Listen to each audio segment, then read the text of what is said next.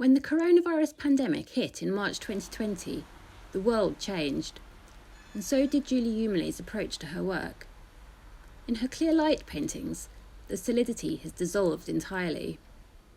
Umerle, instead of painting stable concrete forms, splatters white acrylic paint onto optimistically spring-coloured grounds. This looser, much less controlled technique reflects the growing sense of uncertainty and anxiety felt both by Umerle herself and by the nation and global population at large. Famously, Jackson Pollock, the father of the splatter or drip painting, was an alcoholic, someone out of control, looking for control through an uncontrolled means. As the American novelist and film director Paul Auster writes, and I quote, "The world is so unpredictable. Things happen suddenly, unexpectedly.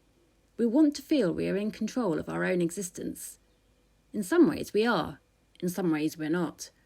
We are ruled by the forces of chance and coincidence."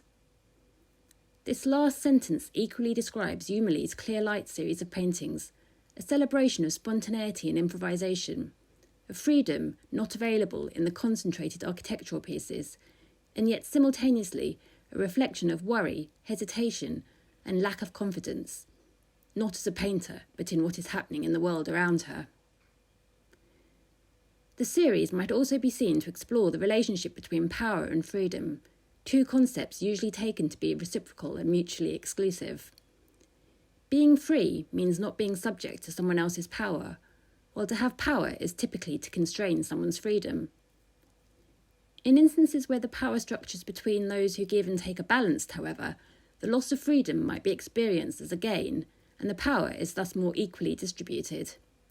Here, power and freedom might coexist.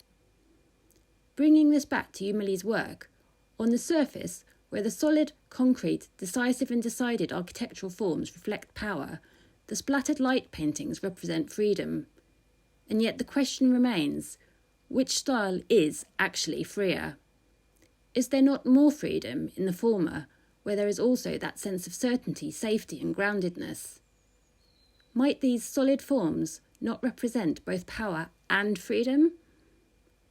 Do the splatter paintings from the first lockdown, while free in form, not represent powerlessness, only translatable as something negative? Or is there a power in this freedom and uncertainty too, as suggested by the spring-like ground colours?